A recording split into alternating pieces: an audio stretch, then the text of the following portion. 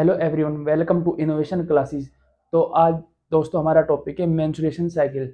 ये एक क्या है, ये एक फिनोमिना है, नेचुरल फिनोमिना। ये कोई डिसीज भी नहीं है और ना कि ये डिसऑर्डर है, ठीक है। तो आज हम मेंस्ट्रुएशन साइकिल के बारे में पढ़ते हैं। तो मेंस्ट्रुएशन साइकिल को मतलब नॉर्मल मेंस्ट्रुएशन साइकिल क्या होते हैं, इसको हम बोलते हैं यूमेनोरिया। क्या बोलते हैं? यूमेनोरिया।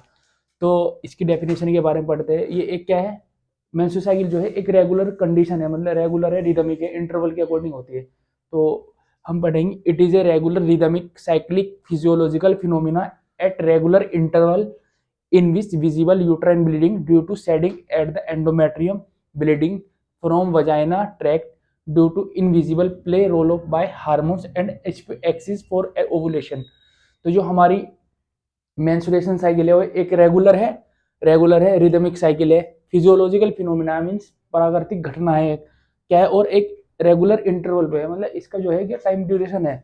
नॉर्मल मेंस्ट्रुएशन साइकिल जो कितनी होती है वो 21 से 35 डेज के बीच की होती है, पर हम एवरेज कितना मानते हैं, 28 डेज, ठीक है। तो ये क्या है, इन जिसमें विजिबल यूट्राइन ब्लीडिंग, जिसमें क्या होता है, हमें विजिबल होती है यूट्राइन ब्लीडिंग, मतलब यूट्रस की ओर से ब्लीडिंग दिखेगी। तो due to the shedding at the endometrium layer, जो हमारी यूट्रस के अंदर की जो इनर मोस्ट लेयर होती है, मतलब एंडोमेट्रियम लेयर, उसका क्या होना, टूटना स्टार्ट हो जाता है, शेडो होना स्टार्ट हो जाता है, जिस वजह से क्या होता है, हमारा ब्लीडिंग स्टार्ट, मतलब ब्लीडिंग हमें दिखती है। और track due to the invisible play role the hormone, और कौन कौन से हार्मोन्स प्ले रोल करते हैं, एस्ट्रोजन और प्रोजेस्टोन और एलएच और FSH and HP axis for the ovulation. और जो एचपी एक्सिस है वो क्या, किस चीज के लिए हेल्प कराता है, ओवुलेशन के लिए, ओवुलेशन डे। तो जो नॉर्मल मेंस्ट्रुएशन साइकिल है वो कितने दिन की होते हैं, 28 डेज की एवरेज, बट वैसे उसे कितनी है, 21 से 35 डेज की, ठीक है। तो ये हुआ मेंस्ट्रुएशन साइकिल की डेफिनेशन के बारे में। उसके बाद है जो मेंस्ट्रुएशन साइकिल है वो कब कब होनी स्टार्ट होती है, मतलब प्यूबर्टी पे। प्यूबर्टी पे कब, प्यूबर्टी की हम नॉर्मल एज जो मानते हैं वो 10 to 16 मानते हैं, इसके बीच में, मतलब फिर एवरेज मान लो 13 ईयर। 13 ईयर पे मेंस्ट्रुअल साइकिल स्टार्ट हो ही जाती है। तो वो किस वजह से, मतलब प्यूबर्टी से पहले क्यों नहीं हो पाती। जो हमारा प्यूबर्टी होता है, प्यूबर्टी के टाइम पे एक ऐसा मतलब माना गया है कि जो प्यूबर्टी के टाइम पे जो हमारी पीनियल ग्लैंड है उसके अंदर से एक मेलाटोनिन हार्मोन निकलता है। क्या निकलता है, मेलाटोनिन हार्मोन। जो क्या करता है, वो एक ब्रेन, जो मतलब मेलाटोनिन हार्मोन जो ब्रेन प्रोड्यूस कराता है किस चीज के लिए, रेस्पॉन्स में, डार्कनेस के रेस्पॉन्स में, ठीक है। तो जो मेलाटोनिन हार्मोन होता है वो डार्कनेस के रेस्पॉन्स में वर्किंग करता है। तो उसका क्या फंक्शन है, उसका फंक्शन है एफएसएच और एलएच को मतलब सप्रेस करके रखना। जो हमारा फॉलिकुलर स्टिमुलेटिंग हार्मोन है और ल्यूटिनाइजिंग हार्मोन है, जो हमारे ओवरी के अंदर ओवम को सिंथेसाइज कराने में हेल्प कराता है, तो उसको सप्रेस करके रखेगा। तो अदरवाइज अगर हम पीनियल ग्लैंड जो है प्यूबर्टी के टाइम पर उस चीज को, मतलब जो प्यूबर्टी के टाइम पर जो पीनियल ग्लैंड है उससे मेलाटोनिन हार्मोन निकलेगा जो सप्रेस करके रखेगा। तो इसमें ये कहा गया है कि it is the hypothesis that pineal gland grow up to the puberty which secrete melatonin hormone which suppress, जो सप्रेस करके रखता है ल्यूटिनाइजिंग हार्मोन को और एफएसएच को, follicular stimulating hormone formation. So इसलिए मेंस्ट्रुअल साइकिल जो है वो not come till the puberty, इसलिए हमारी जो मेंस्ट्रुअल साइकिल है वो प्यूबर्टी पर, मतलब प्यूबर्टी तक की नहीं आ पाती। तो प्यूबर्टी 13 साल के, मतलब जब 13 ईयर की मतलब फीमेल हो जाती है गर्ल्स, तब मतलब होनी स्टार्ट होती है। तो जो हमारा मेलाटोनिन हार्मोन होता है जो हमारा पीनियल ग्लैंड से सिक्रीट होता है वो किस चीज के सप्रेस करता है, एफएसएच को और एलएच को। जो हमारी एफएसएच और एलएच है वो मतलब ओवरी में जो ओवम है उसके लिए मतलब हार्मोन चाहिए। फिर उसके बाद आता है नया वर्ड हमने पढ़ा है एचपी एक्सिस। एचपी एक्सिस का मतलब है कि H means hypothalamus, P means है पिट्यूटरी और ओ मीन्स है ओवेरियन। तो ये एक एक्सिस है, कैसे, जैसे हमारा हाइपोथैलेमस हुआ, लाइक ये हाइपोथैलेमस है, हाइपोथैलेमस में के अंदर गोनाडोट्रोपिन रिलीजिंग हार्मोन निकलता है, किसकी हेल्प से, एक्टिविन, एक एक्टिविन होता है हार्मोन, ठीक है। एक्टिविन एक्टिविन की हेल्प से गोनाडिन ट्रोपिन रिलीजिंग हार्मोन निकलता है। वो किस पे काम करता है, हमारी एंटीरियर पिट्यूटरी ग्लैंड पे, किस पे, एंटीरियर पिट्यूटरी ग्लैंड पे, एपीएच पे, ठीक है, एंटीरियर पिट्यूटरी ग्लैंड पे। तो फिर उसके बाद एंटीरियर पिट्यूटरी ग्लैंड पे काम करेगा, तो उसके बाद वहां से दो हार्मोन सिक्रीट होंगे, एलएच और FSH. LH means luteinizing hormone, FSH means follicular stimulating hormones. तो जो हमारा एलएच होता है वो तो क्या करता है, ओवुलेशन डे पे हेल्प कराता है। जैसे हमारा ओवुलेशन डे होगा ना, जब ओवम पूरा फुलफिल तैयार हो जाएगा ओवम को बाहर निकालने के लिए, उसको हम बोलते हैं ओवुलेशन डे। तो तब वर्क कराएगा LH।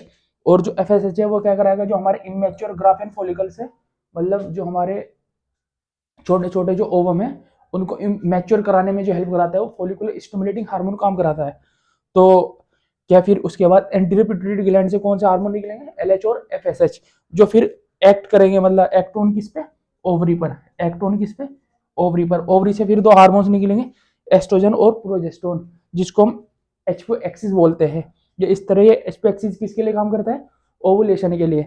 तो at the puberty when the melatonin suppress, तो प्यूबर्टी के टाइम पर क्या होता है, जो हमारा मेलाटोनिन हार्मोन होता है वो सप्रेस करके रखता है FSH और LH को, तो तब तक हमारी मेंस्ट्रुअल साइकिल नहीं आती। तब ये जैसे हमारा जो मेलाटोनिन हार्मोन है वो कम हो जाएगा, जिससे FSH और LH जो हार्मोन है वो इंक्रीज हो जाएंगे, जिससे हमारी मेंस्ट्रुअल साइकिल स्टार्ट हो जाएगी। ठीक है, तो यह हुआ हमारा मेंस्ट्रुएशन साइकिल की डेफिनेशन और नॉर्मल कंडीशन के बारे में। अब हम पढ़ते हैं इसका फेजेस। अब हम थोड़ा सा इसके बाद एचपी एक्सिस के बाद ये पढ़ लेते हैं, जो हमारा हाइपोथैलेमस होता है इसके अंदर क्या पाए जाते हैं, gonadotropin releasing expressing hormone neuron पाए जाते हैं, गोनेडोट्रोपिन एक्सप्रेसिंग न्यूरॉन पाए जाते हैं, जिसके अंदर क्या होता है हमारा हार्मोन एक्टिविन। एक्टिविन हार्मोन क्या करता है, जो जीएनआरएच मतलब गोनेडोट्रोपिन रिलीजिंग हार्मोन है उसका सिक्रेशन कराता है। उसका सिक्रेशन कराने के बाद क्या होता है, जो जीएनआरएच जो सिक्रेशन हुआ है वो पोर्टल वेसल के थ्रू, ये क्या है पोर्टल वेसल्स के थ्रू हमारी एंटीरियर पिट्यूटरी ग्लैंड पे आती है, मतलब इस ग्लैंड पे आती है। तो ये फिर दो पार्ट में डिवाइड हो जाती है, पोस्टीरियर पिट्यूटरी ग्लैंड और एंटीरियर पिट्यूटरी ग्लैंड। तो जो हमारी फिर ये जो हमारा गोनेडोट्रोपिन रिलीजिंग हार्मोन है वो क्या करता है, वो एंटीरियर पिट्यूटरी पे काम करता है, क्योंकि पोस्टीरियर पिट्यूटरी पे सिर्फ दो ही हार्मोन काम करते हैं, मतलब जो एक तो है इस पे, एक तो है ऑक्सीटोसिन और एक है वैसोप्रेसिन, जिसको हम ADH भी बोलते हैं। और अदर्स मतलब और सारे हार्मोन जो है वो इस पर ही मतलब यहीं पर ही काम करते हैं। ठीक है, यहीं से मतलब यहीं से सिक्री बनेंगे, सिंथेसाइज होंगे, यहीं से प्रोड्यूस होंगे। और ये दोनों हार्मोन सिर्फ पोस्टीरियर पिट्यूटरी ग्लैंड सिर्फ स्टोर करती है, पर बनाता कौन है, हाइपोथैलेमस ही है। ठीक है, तो फिर यहाँ से जो हमारे FSH और LH है जो एंटीरियर पिट्यूटरी ग्लैंड से कहाँ जाएंगे, ब्लड के अंदर। ब्लड के अंदर जाने के बाद वो फिर कहाँ जाएंगे, हमारी ओवरी पर, ओवरी पर काम करेंगे। ठीक है, तो जो हमारा फॉलिकल स्टिमुलेटिंग हार्मोन है वो तो काम करेगा ओवरी के अंदर जो ओवम है उनको मैच्योर कराने में। और फिर जो हमारे ओवम है वहीं से निकलता है हमारा एस्ट्रोजन, एस्ट्रोजन हार्मोन, मतलब ओवम की जो लेयर है थीका इंटरना उस लेयर से मतलब एस्ट्रोजन। तो दोनों काम तो करते हैं हमारे इस पे ओवरी पे, और फिर दो काम करते हैं हमारे LH और प्रोजेस्टोन। LH जो है वो ओवुलेशन के लिए काम करते हैं और प्रोजेस्टोन भी मतलब बाद में मेंस्ट्रुअल साइकिल के बारे में। अब फिर हम उसके बाद हम पढ़ेंगे इनमें चेंजेस क्या क्या होंगे, ओवरिन चेंजेस और यूट्राइन चेंजेस के बारे में। तो दोस्तों अब हम पढ़ते हैं मेंस्ट्रुअल साइकिल में ओवरिन चेंजेस में, मतलब ओवरी के अंदर क्या क्या चेंजेस आएंगे ड्यूरिंग मेंस्ट्रुएशन साइकिल। तो सबसे पहला आता है हमारा इसमें फोलिकुलर फेज। क्या होता है, फोलिकुलर फेज 0 से स्टार्ट होता है 14 डेज तक, मीन्स हालांकि ब्लीडिंग फेज भी इसके अंदर ही होता है। तो क्योंकि क्या होता है, जो हमारे इमेच्योर ग्राफियन फॉलिकल्स है, मतलब जो हमारे इमेच्योर ग्राफियन फॉलिकल्स है उन्हें मैच्योर होना है, तो उनमें कितना टाइम लगता है, 0 से 14 डेज। क्योंकि मैंने बताया था हम पढ़ रहे हैं नॉर्मल मेंस्ट्रुएशन साइकिल के बारे में, जो कितने दिन की होती है, 28 डेज की। नॉर्मल मेंस्ट्रुएशन साइकिल कितने दिन की है, 28 डेज की। तो इसमें 0 से 14 दिन तक के क्या हुआ, फोलिकुलर फेज। क्या हुआ, फोलिकुलर फेज, जहाँ पर हमारे फॉलिकल्स बनने स्टार्ट होंगे। फिर 14 से लेके 28 दिन तक कौन सा फेज होता है, लुटियल फेज, अगला मतलब जो हम आगे पढ़ेंगे नेक्स्ट। तो जो हमारे इमेच्योर ग्राफियन फॉलिकल्स है वो पहले इस तरह बनने स्टार्ट होते हैं, सिंथेसाइज होने स्टार्ट होते हैं with help of the FSH, मतलब फॉलिकुलर स्टिमुलेटिंग हार्मोन्स की हेल्प से क्या होता है, इमेच्योर ग्राफियन फॉलिकल्स क्या बनते हैं, मैच्योर ग्राफियन फॉलिकल्स में। किसमें, मैच्योर ग्राफियन फॉलिकल्स में। फिर उसके बाद है तो FSH जो मतलब हाइपोथैलेमस से मतलब हमारे एक्टिविन ने गोनाडोट्रोपिन रिलीजिंग हार्मोन ने एंटीरियर पिट्यूटरी पे आया था, एंटीरियर पिट्यूटरी से फिर दो हार्मोन निकले थे, FSH और LH। FSH जो है वो ओवरी पे काम करेगा, जो LH है वो क्या करेगा, ओवुलेशन पे हेल्प कराएगा, मतलब जो हमारा हमारा ओवम है वो प्रिपेयर हुआ है उसको मतलब फोड़ने में, जैसे लाइक फोड़ने में, ब्रस्ट करने में हेल्प कराएगा हमारा ल्यूटिनाइजिंग हार्मोन। तो पहले FSH की बात कर रहे हैं हम। तो जो हमारे इमेच्योर ग्राफियन फॉलिकल्स है वो with help of the follicular stimulating hormone से क्या बनेंगे, मैच्योर ग्राफियन फॉलिकल्स। इनमें बनने में कितना टाइम लगता है, 14 दिन। तो इसलिए हम उसे क्या बोलते हैं, फॉलिकुलर फेज।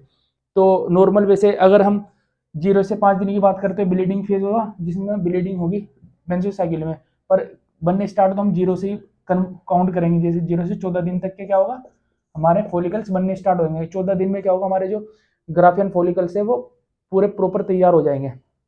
फिर जो हमारे ओवम है, ओवम के अंदर की जो लेयर है उसको बोलते हैं हम थीका इंटरना, और बाहर की को थीका एक्सटर्ना। तो जो थीका इंटरनल है उससे एक्सट्रोजन हार्मोन निकलता है, कौन सा, जो हमारी ओवम की जो बाहर की अंदर की इनर लेयर होती है वो प्रोड्यूस कराती है एस्ट्रोजन हार्मोन को, जो हेल्प कराता है मतलब इमेच्योर ग्राफिन फॉलिकल को मैच्योर ग्राफिन फॉलिकल्स में बदलने में। ठीक है, तो जस्ट बिफोर मतलब ये जो ओवुलेशन मतलब जो फॉलिकुलर फेज कितने दिन चलेगा, 14 दिन। तो ओवुलेशन डे हमारा कौन सा होना चाहिए, हर मेंस्ट्रुअल साइकिल, जैसे लाइक है कोई मेंस्ट्रुअल साइकिल है 28 दिन की है, 28 दिन से पहला 14वां दिन जो होगा मतलब 14 डेज उसका हमेशा ओवुलेशन डे होगा। ओवुलेशन डे कौन सा कहलाया जाएगा, उससे 28 से पिछला मतलब प्रीवियस 14 दिन पहले वो ओवुलेशन डे कहलाया जाएगा। अगर कोई लाइक है मतलब कोई 30 दिन की मेंस्ट्रुअल साइकिल आती है उसके, तो उसका पिछले 14वां दिन कौन सा होगा, 16। तो 16वां दिन इसका क्या होगा, ओवुलेशन डे। ठीक है, तो इसमें हम क्या पढ़ रहे हैं, जस्ट बिफोर 24 टू 36 आवर, जो हमारा ओवुलेशन डे होने से पहले 24 से मतलब 36 जो घंटे होते हैं उसमें क्या होता है, जो हमारा एस्ट्रोजन हार्मोन है और क्या है इनिबिन हार्मोन। इनिबिन हार्मोन कहाँ से निकलता है, ये भी ओवरी से निकलता है। कहाँ से, ओवरी से। और ये जो एस्ट्रोजन हार्मोन है कहाँ से निकलता है, ये ठीक है इंटरनल लेयर से, ओवम की। ठीक है, तो ये क्या होते हैं, अपने एक पीक लेवल पे होते हैं, किस पे, पीक लेवल पे, जो क्या करते हैं सप्रेस कर देते हैं। जब कोई चीज पीक लेवल पे होगी तो वो क्या करेगी, दबा देगी किसको, एफएसएच को और एस्ट्रोजन को। पहले क्या होता है, जैसे मतलब जो हमारा एस्ट्रोजन है, ये एस्ट्रोजन पहले तो जो हमारा एफएसएच है मतलब फॉलिकुलर स्टिमुलेटिंग हार्मोन, ये क्या करता है, ये पहले तो मतलब एस्ट्रोजन के साथ साथ बढ़ता है। फिर एस्ट्रोजन क्या करता है, जब एस्ट्रोजन ज्यादा हो जाता है तो ये इस पे हावी हो जाता है, तो क्या कर देता है ये इसे खुद को ही, मतलब जो हमारा एस्ट्रोजन हार्मोन है वो पहले किसके साथ चल रहा था, फॉलिकुलर स्टिमुलेटिंग हार्मोन के साथ। फिर क्या होता है, जब इसका पीक लेवल आता है, पीक लेवल मतलब ओवुलेशन होने से पहले 24 घंटे पहले इसका जब पीक लेवल आता है, तो ये क्या करता है, एस्ट्रोजन जो है फॉलिकुलर स्टिमुलेटिंग हार्मोन्स को, एफएसएच को डिक्रीज कर देता है, दबा देता है, सप्रेस कर देता है। तो उससे क्या होगा, जो हमारा एफएसएच है वो कम हो जाएगा, और उससे क्या प्रमोट होगा, ल्यूटिनाइजिंग हार्मोन क्या होगा, ल्यूटिनाइजिंग हार्मोन इंक्रीज हो जाएगा। तो फाइनली क्या होता है, जो हमारा डिक्रीज कर देता है एफएसएच को और एस्ट्रोजन को, और क्या चीज आ जाती है, एलएच हार्मोन, जो क्या करता है ब्रेस्ट में मतलब जो हमारा ग्राफियन फॉलिकल, जो मैच्योर ग्राफियन फॉलिकल्स बना है उसको ब्रस्ट करने के लिए फिर कौन सा हार्मोन आ जाएगा, ल्यूटिनाइजिंग हार्मोन। ठीक है, तो जो हमारा फॉलिकुलर स्टिमुलेटिंग हार्मोन है वो पहले किसके प्रोपोर्शनली होते हैं, एस्ट्रोजन के। फिर बाद में जब हमारा उसका पीक लेवल आ जाता है ओवुलेशन का, जैसे 14 डेज आने वाले होते हैं हमें, तो उससे 24 घंटे 36 घंटे पहले इसका पीक लेवल हो जाता है एस्ट्रोजन का। तो वो क्या करता है, और फिर इसके साथ में एक हार्मोन आता है इनहिबिन हार्मोन, जो उसको मतलब हमारा जो एफएसएच है उसको दबा देता है, क्योंकि उसका काम भी हो जाएगा जबकि, क्योंकि हमें क्या करना है, एफएसएच का काम क्या है, जो हमारे इमेच्योर ग्राफियन फॉलिकल्स है उनको मैच्योर कराने में हेल्प कराता है। तो नॉर्मल सी बात है, कितने दिन में, 14 दिन में वो पूरे मैच्योर हो भी जाते हैं। तब उसको कम कराना है तो कम कौन कराएगा, ओवरी से एक इनहिबिन हार्मोन आएगा और एस्ट्रोजन, ये दोनों क्या करेंगे, इस हार्मोन्स को दबा देंगे, जिससे क्या होगा, अब जैसे सपोज एफएसएच दब गया, फॉलिकुलर स्टिमुलेटिंग हार्मोन दब गया, दबने के बाद सप्रेस होने के बाद क्या हुआ, उसकी हेल्प से भी तो एस्ट्रोजन बन रहा था ना, उसके साथ एस्ट्रोजन भी चल रहा था। जब एफएसएच कम हो गया तो नॉर्मल सी बात है एस्ट्रोजन भी कम होगा, तो एस्ट्रोजन और एफएसएच दोनों कम हो गए, तो फिर कौन सा हार्मोन आया, एलएच हार्मोन, जो मतलब क्या करेगा, जो हमारा मैच्योर ग्राफिन फॉलिकल है उसको फोड़ने मतलब उसको ब्रस्ट करने में, उसको बाहर निकालने में हेल्प कराएगा। तो उसके बाद आता है ल्यूटियल फेज। तो नेक्स्ट पढ़ते हैं हम ल्यूटियल फेज के बारे में। तो अभी हमने पढ़ा फॉलिकुलर फेज, अब पढ़ेंगे हम लूटियल फेज। मतलब ये दोनों फेज ना कभी कोई कंफ्यूज होता है कि ओवरी के ही होते हैं, मतलब ओवरी में क्या क्या चेंजेस आ रहे हैं।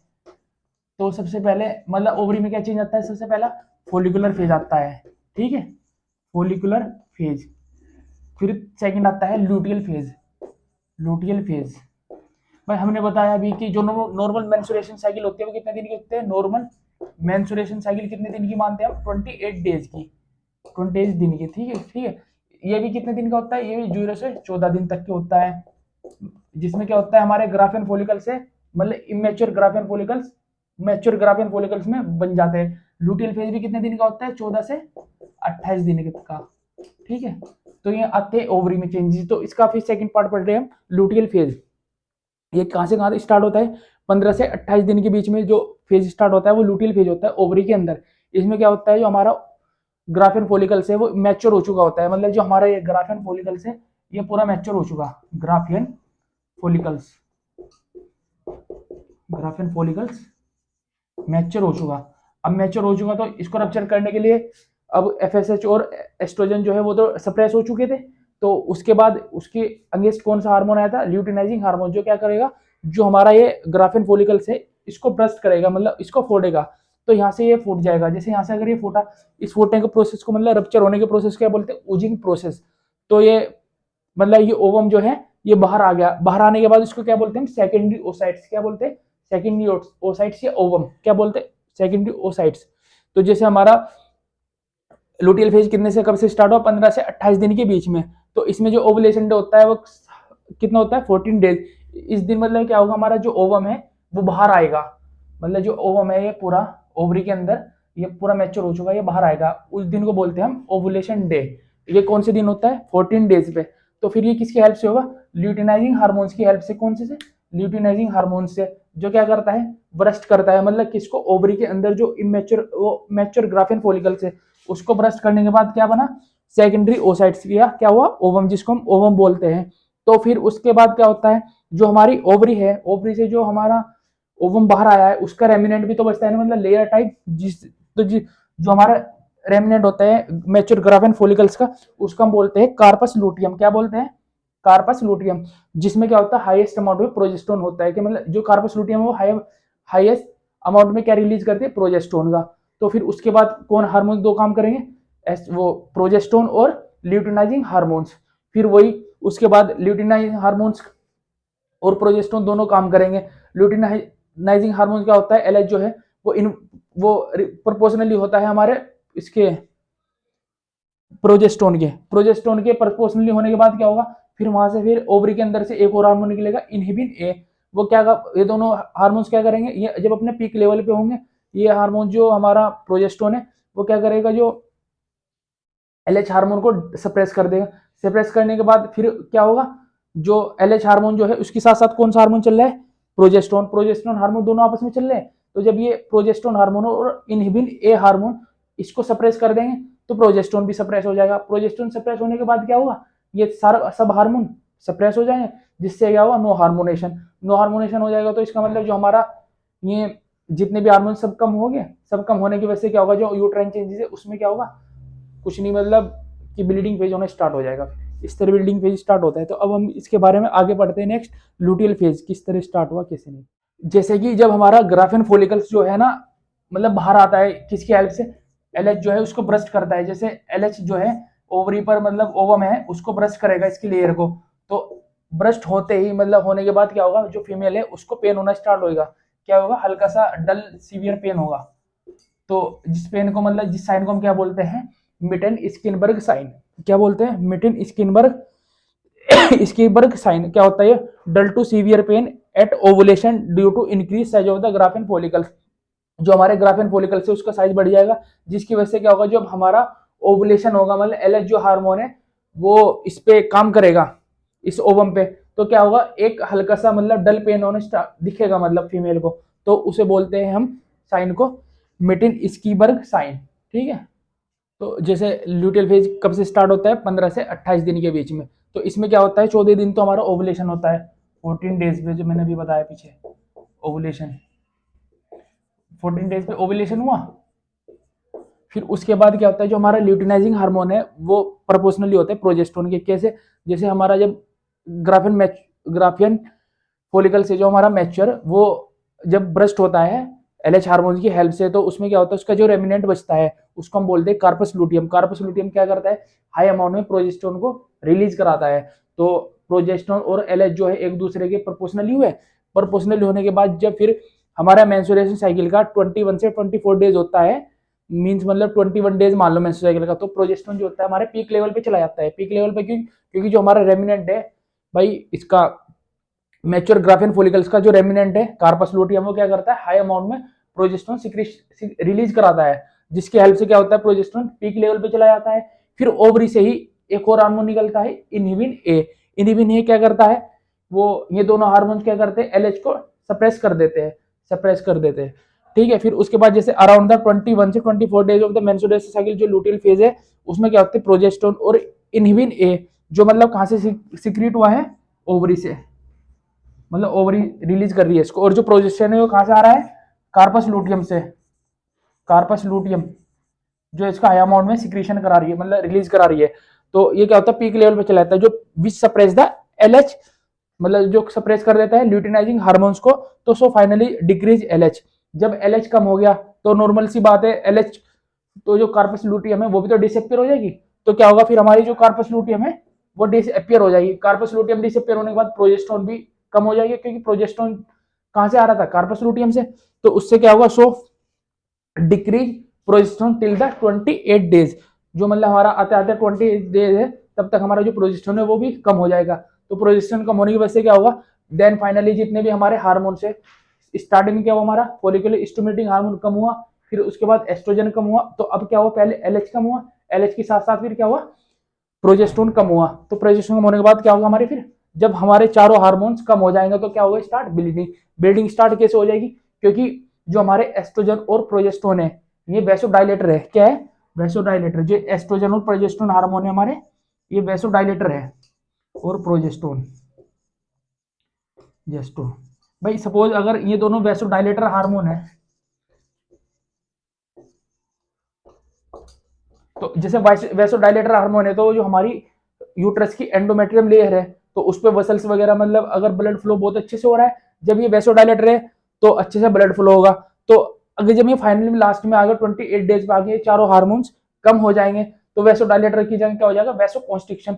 जब कॉन्स्ट्रिक्शन हो जाएगा तो कोई भी सेल से, मतलब जिसे एंडोमेट्रियम सेल ही है कोई भी एंडोमेट्रियम की, तो उसको मतलब ब्लड वगैरह, ब्लड सप्लाई कम हो जाएगी, जिस वजह से क्या होगा, जो ब्लड सप्लाई कम हुई है तो ब्लड सप्लाई कम होने की वजह से क्या होगा, जो उसमें जो है नेक्रोसिस होना स्टार्ट हो जाएगा। नेक्रोसिस होगा तो वो शेड आउट होनी स्टार्ट होगी, तभी उसके बाद ब्लीडिंग फेज इस तरह स्टार्ट होता है हमारा। क्योंकि जो एस्ट्रोजन प्रोजेस्टेरोन है, वैसोडाइलेटर है, ये कम हो जाने की वजह से वैसोकॉन्स्ट्रिक्शन हो जाता है। वैसोकॉन्स्ट्रिक्शन होने की वजह से क्या हो जाता है, ब्लड वेसल्स नैरो, मतलब ब्लड वेसल्स में नेक्रोसिस होना स्टार्ट हो जाता है, जिससे क्या होते हैं वो शेड आउट होना स्टार्ट हो जाते हैं।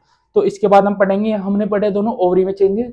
सबसे पहला है फॉलिकल फेज, दूसरा है लूटियल फेज। इसमें क्या होता है, हमारा ग्राफेन फॉलिकल्स बनता है, और ग्राफियन फॉलिकल्स कब तक के बनते हैं, फॉलिकुलर फेज तक के। फिर उसके बाद हमारा क्या आता है, लूटियल फेज। लूटियल फेज में क्या होता है, हमारा जो जो हमारा ओवम बना है ग्राफियन फॉलिकल्स है, मैच्योर ग्राफियन फॉलिकल्स से, वो बाहर आता है। बाहर आने के बाद क्या होता है, फिर उसके बाद अगर फर्टिलाइजेशन हो, वो आगे का प्रोसेस है।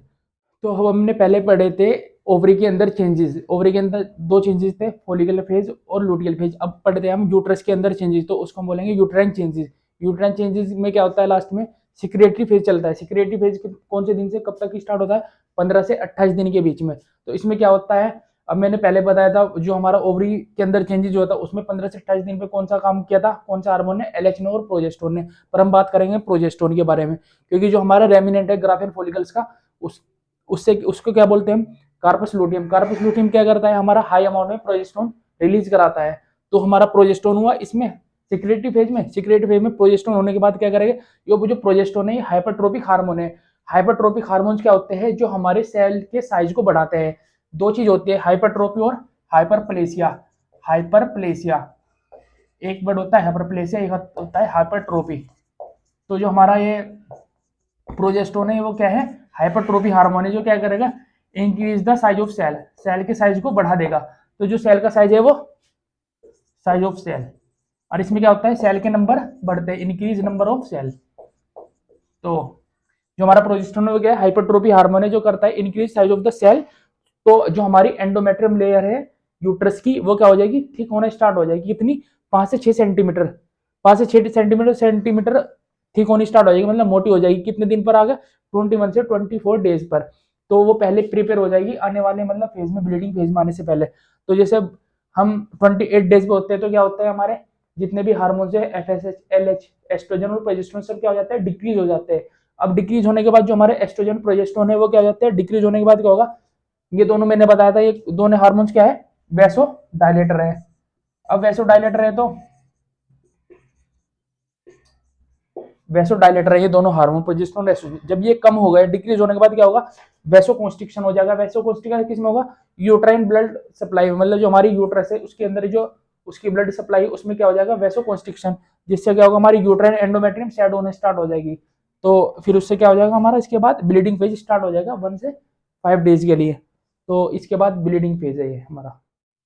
तो अब हम पढ़ लेते हैं थोड़ा सा मेंस्ट्रुअल साइकिल के इंपोर्टेंट पॉइंट्स के बारे में।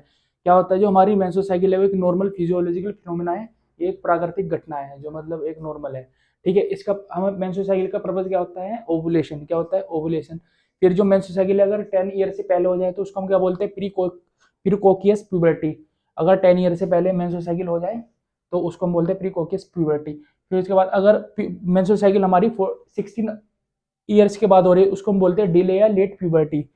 फिर उसके बाद है नॉर्मल मेंस्ट्रुअल साइकिल कितने दिन की होती है, 21 से 35 डेज की, पर हम एवरेज मान लेते हैं 28 डेज, ठीक है। और जो हमारा ब्लीडिंग होता है मतलब मेंस्ट्रुअल साइकिल में कितना है, तो नॉर्मल 20 से 80 ml, पर एवरेज हम मान लेते हैं 35 ml वगैरह, ठीक है।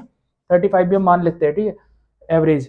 फिर उसके बाद है एक ईयर में मेंस्ट्रुअल साइकिल कितनी होती है, 30 टाइम्स बार, क्योंकि भाई एक ईयर में अगर 28 डेज, अगर हम 28 डेज दिन बाद हम वो मेंस्ट्रुअल साइकिल कन्वर्ट करें एवरेज में, तो वो कितने बार जाके बैठेगी, 13 बार। तो क्या होता है, एक ईयर में मेंस्ट्रुअल साइकिल कितनी होती है, 30 टाइम्स। और हमारी फिर रिप्रोडक्टिव एज क्या होती है, 15 से 45 ईयर। और उसके बाद मीनोपोज ईयर आ जाते हैं, जिसको हम बोलते हैं मीनोपोज। फिर उसके बाद क्या है हमारा, ये जो हमारा ओवुलेशन होता है उसके बारे में क्या होता है, always ovulation occur before 14 days of the next menstruation cycle. मतलब ओवुलेशन कौन से दिन होता है, मतलब हमें बहुत कुछ को पता नहीं होता कि हमारा ओवुलेशन कब होता है। जैसे अगर सपोज हमारी हमने नॉर्मल मान रखे 28 डेज क्या तो है नॉर्मल मेंस्ट्रुअल साइकिल होता है, तो उससे 14 दिन पहले तो वो होता है हमारा ओवुलेशन डे। जैसे एग्जांपल है, नॉर्मल मेंस्ट्रुएशन साइकिल हमारी कितने दिन की है, 28 दिन की है, तो उसका ओवुलेशन कितना होगा, 28 में से माइनस कर दो 14 दिन, तो वो कौन सा दिन बैठेगा, 14वां दिन। तो 14वां दिन जो है हमारा ओवुलेशन डे है, इस दिन हमारा ओवम जो है बाहर आएगा ओवरी से, ठीक है। या फिर एक और एग्जांपल ले लो, जैसे लाइक मतलब हमारी मेंस्ट्रुअल साइकिल 35 दिन की चल रही है, तो उसमें हमारा ओवुलेशन डे कब होगा, 35 में से माइनस 14 कर दो मतलब पिछले, तो उसका ओवुलेशन डे होगा 21वें दिन। कौन सा, 21वें दिन। तो जो हमारा 21 डेज हमारा इसका ओवुलेशन डे होगा। तो ये था थोड़ा सा इंपोर्टेंट पॉइंट्स थे मेंस्ट्रुअल साइकिल के बारे में। तो दोस्तों आपको अगर हमारी वीडियो अच्छी लगी है तो लाइक शेयर एंड सब्सक्राइब करें और अपने दोस्तों में ज़्यादा से ज़्यादा शेयर करें